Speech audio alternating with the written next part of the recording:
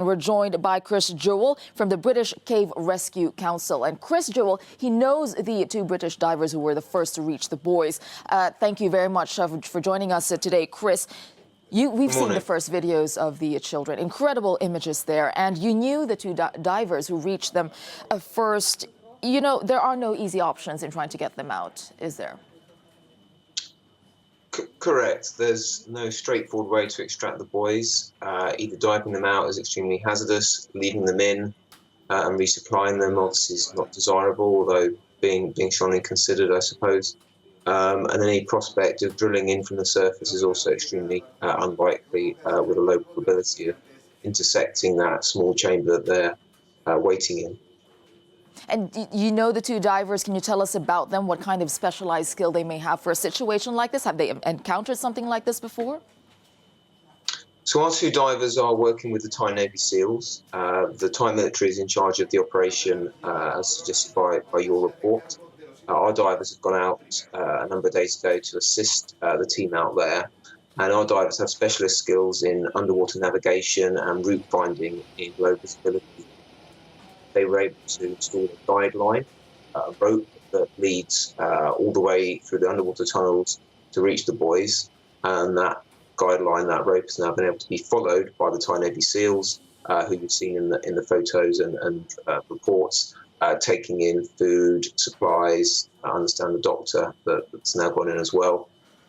So that installation of that guideline was the key skill that our two team members were able to bring to bear on this rescue.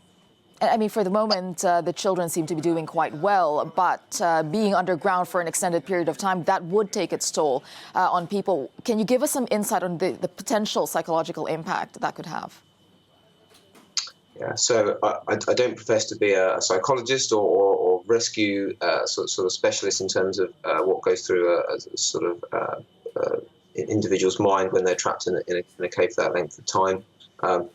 Clearly, as you say, it will be a stressful environment. When they will have, prior to being discovered, they'll have been without light and obviously disorientated and obviously lost track of the number of days that they've been there.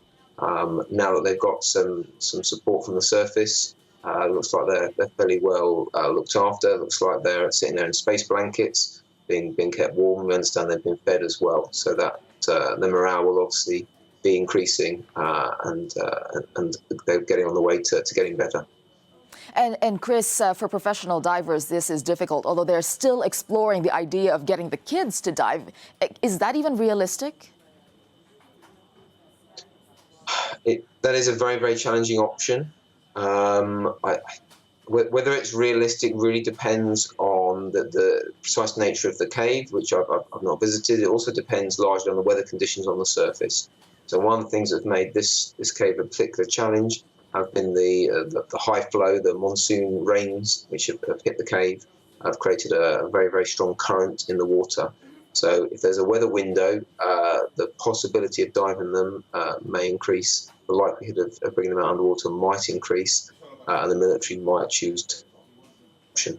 Just like to stress, our two divers are volunteers. So everybody at the British Cave Rescue Council is a volunteer, has gone out and given their time to take part in this rescue. Thank you very much for that. Chris Jewell from the British Cave Rescue Council.